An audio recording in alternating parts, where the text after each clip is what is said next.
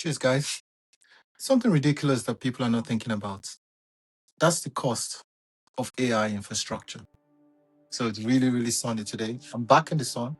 It doesn't look that way, but I'm burning. Happy summer, everyone. For those on this side of, I think, Europe, UK, who are enjoying the proper heat, you have no choice but to enjoy it. Okay. So what I want to talk about today, what I find really ridiculous is the cost of AI. It's really expensive that people don't realize. Okay, I'm going to edit this with AI.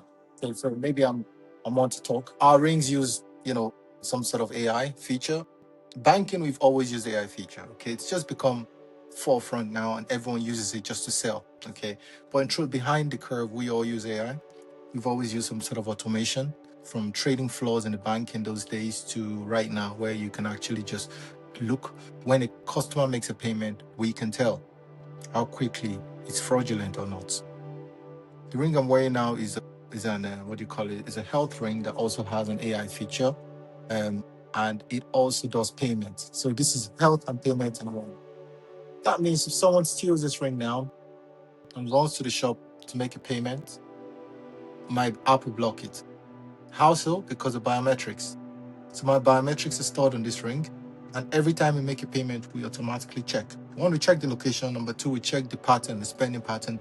Number three, we now also check, okay, if and the vitals remain the same. For instance, if for some reason my resting heart rate is 90, I don't know, 60, and then it goes up to 90, then there's a problem.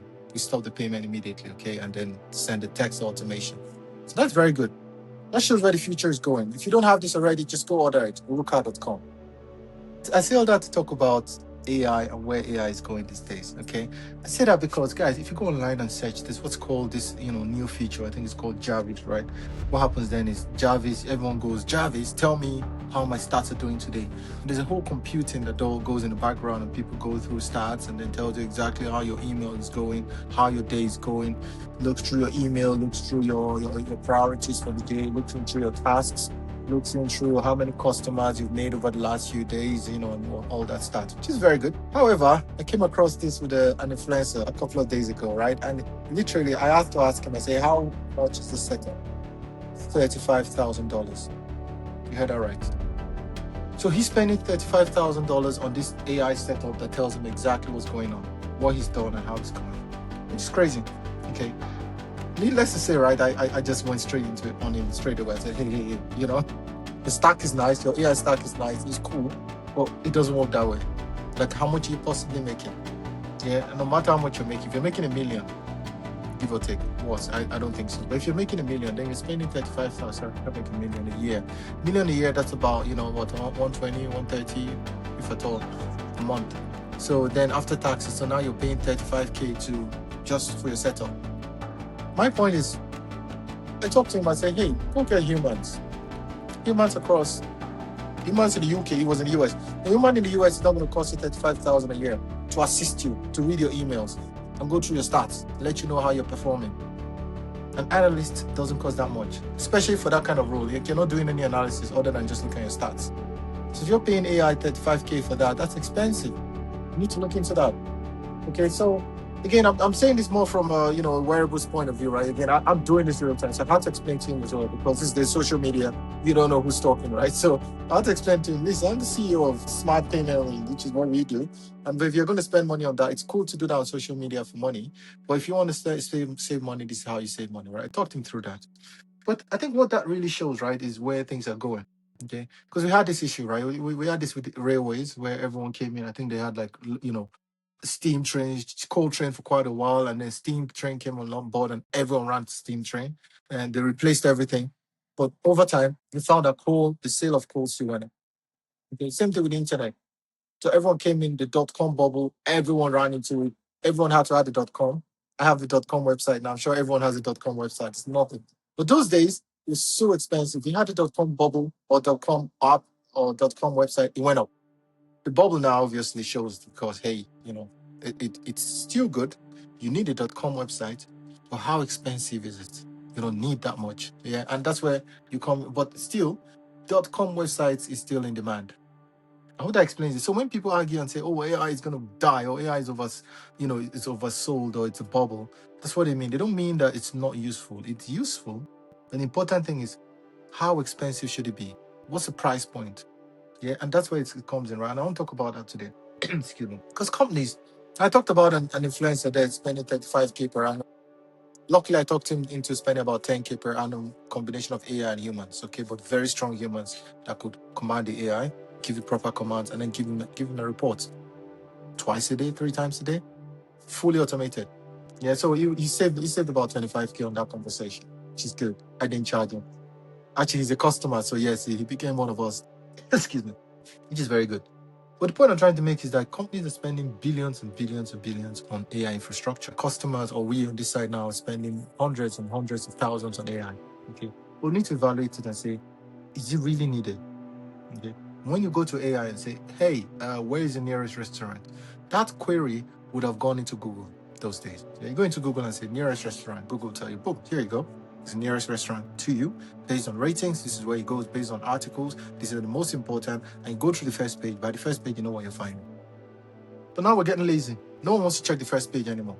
Right? So there are 5, 6 pages on the website. 10, actually sometimes more. Okay. No one goes into page 10. By 1, 2, you're done. If you can't find it, you change the criteria. That's what Google did. Google tried to make life as easy for us as possible. But now you go into AI. AI now, we're now summarizing that one page into a few lines. Yeah. But the painful part there with excuse me. Painful part there where people are not thinking about is how expensive is that compute? You just asking AI, where is the latest restaurant or nearest restaurant close to me? Comes up with excuse me. Comes up with a lot of GPU, a lot of electricity, a lot of heat, a lot of cooling, a lot of networking. Because your query is going all the way to Memphis or wherever in the US. Yeah.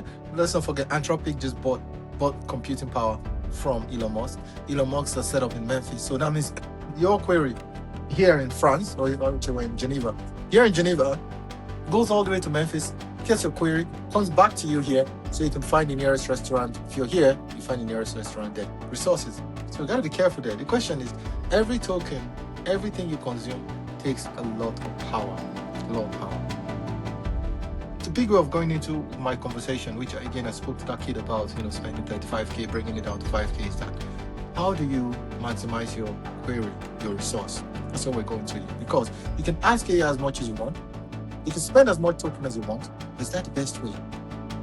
Because the strongest AI is up here. Yeah, that's true. Because the brain is so efficient. Like you have no idea. Like I'd rather, instead of spending money on token, I'd rather give a 5 quid lunch money to my customer, to my customer. Customers will be happy and spend more.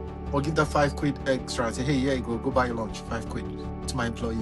That neural pathway that fires in the brain is enough to do more and get me more. Yeah?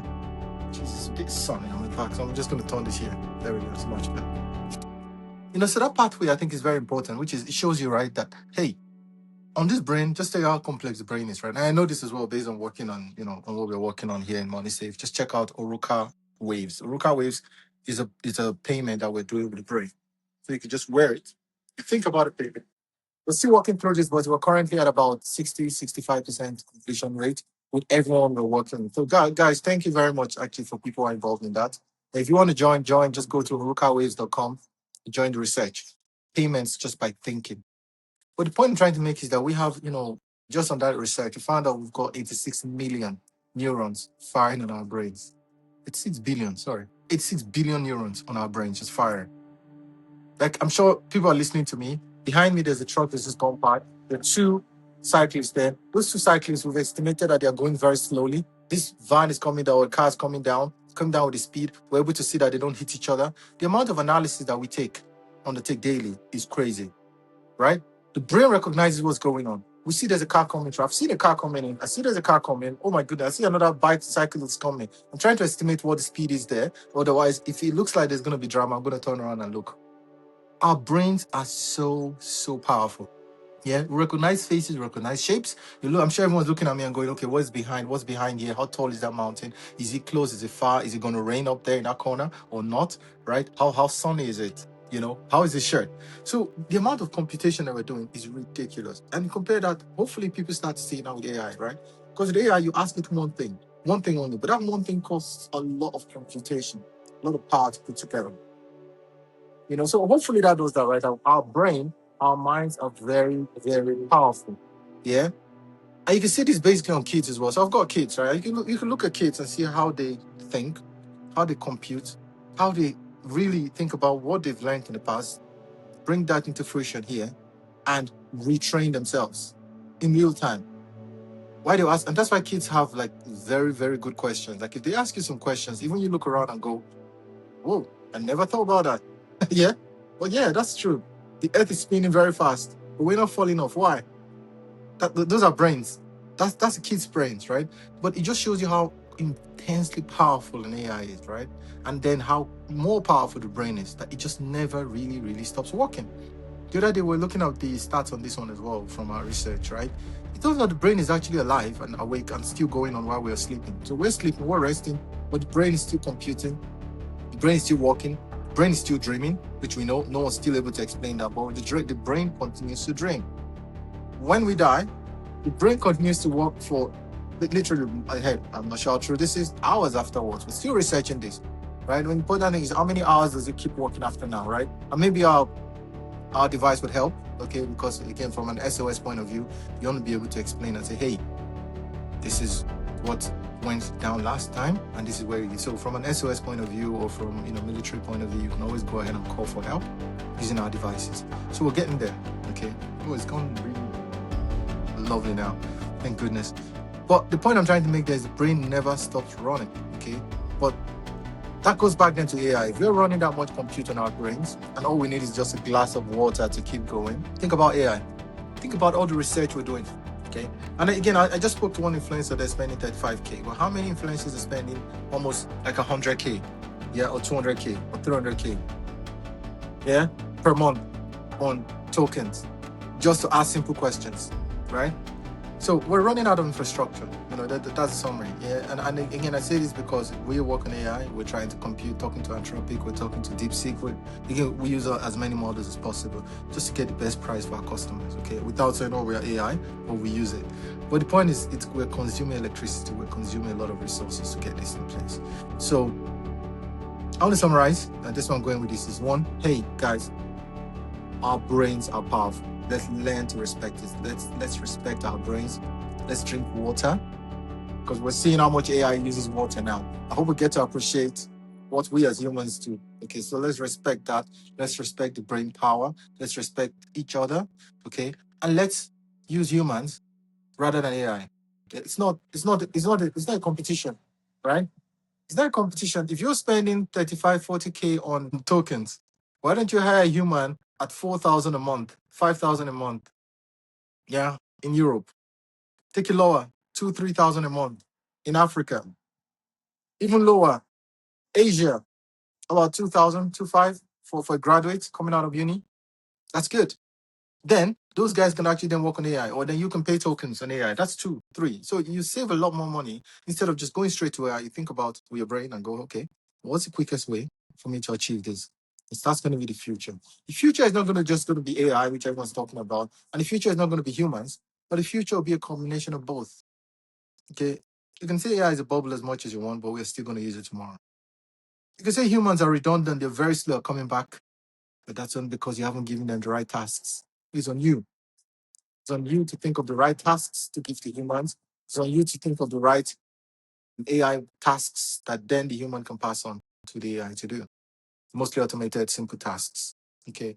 So all the best. Take care, and hope we've talked about we've talked about how things go, how to manage your tokens, and how to make sure you respect the strongest AI of all, our brains. Take care. Talk to you in the next one. Bye.